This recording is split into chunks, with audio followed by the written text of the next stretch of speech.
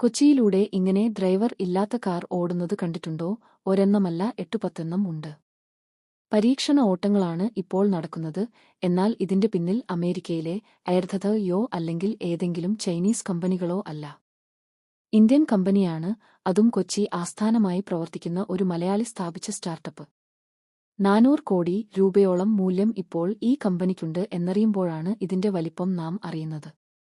2021 ചവധേവൻ ലർധന് John Rajaram മൂർത്തിയോട് ഒപ്പം ചേർന്ന് നഥധൻ എന്ന പേരിൽ ഡ്രൈവർ ഇല്ലാതെ ഓടുന്ന കാറുകൾ നിർമ്മിക്കുന്ന കമ്പനി സ്ഥാപിച്ചത്. ലർധന് ജോണിന് പ്രസ്തുത മേഖലയിൽ ഏതാണ്ട് 20 വർഷത്തെ പ്രവൃത്തിപരിചയവും ഏതാണ്ട് 40ഓളം പേറ്റന്റ് ലഭിക്കാനായി അപേക്ഷിച്ചിട്ടുള്ള ആളുമാണ്. കമ്പനി ആരംഭിക്കുമ്പോൾ മൂലധനം ലഭിക്കുന്നതിനായി മറ്റുള്ള ക്ലയന്റ് വർക്കിനെ ആണ് ഇവർ ആശ്രയിച്ചിരുന്നത്.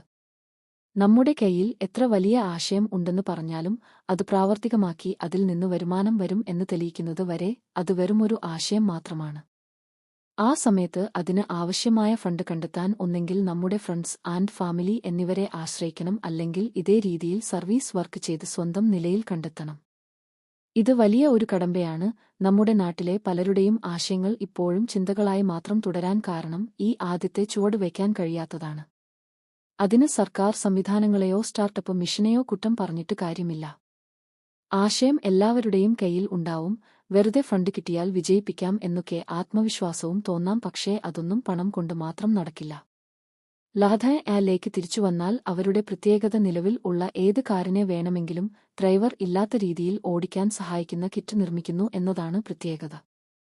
ടെസ്ല ഉൾപ്പെടെ ഒട്ടുമിക്ക എല്ലാ കമ്പനികളും കാറുകളാണ് നിർമ്മിക്കുന്നത്.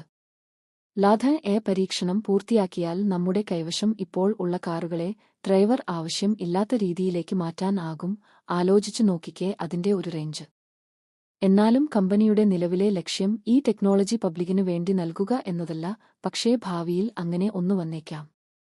നിരവധി പരീക്ഷണങ്ങൾക്ക് ഒടുവിൽ 2024 ഓഗസ്റ്റ് മാസത്തിൽ കമ്പനി $10 ലക്ഷം സീഡ് ഫണ്ടിംഗ് നേടുകയുണ്ടായി. എന്നിട്ടും ഇങ്ങനെ ഒരു കമ്പനി ഇവിടെ ഉണ്ടെന്നും ഈ രീതിയിൽ പ്രവർത്തിക്കുന്നു എന്നും നമ്മളിൽ എത്ര പേർ അറിഞ്ഞു?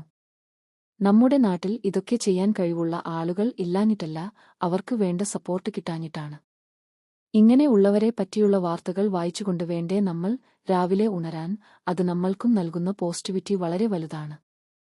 ഇപ്പോൾ ഇന്ത്യയിലെ മിക്ക ഓട്ടോമൊബൈൽ കമ്പനികൾക്കും, ഏറ്റവും വലിയ തുറമുഖങ്ങൾക്കും, ഖനന വ്യവസായങ്ങൾക്കും, ജർമ്മൻ ലക്ഷറി കാർ നിർമ്മാതാക്കൾക്കും, സ്പോർട്സ് കാർ നിർമ്മാതാക്കൾക്കും, അമേരിക്കൻ ഇലക്ട്രിക് കാർ നിർമ്മാതാക്കൾക്കും ഞങ്ങൾ ഞങ്ങളുടെ ഡ്രൈവർലെസ് സാങ്കേതികവിദ്യകൾ ഷെയർ ചെയ്യുന്നുണ്ട്.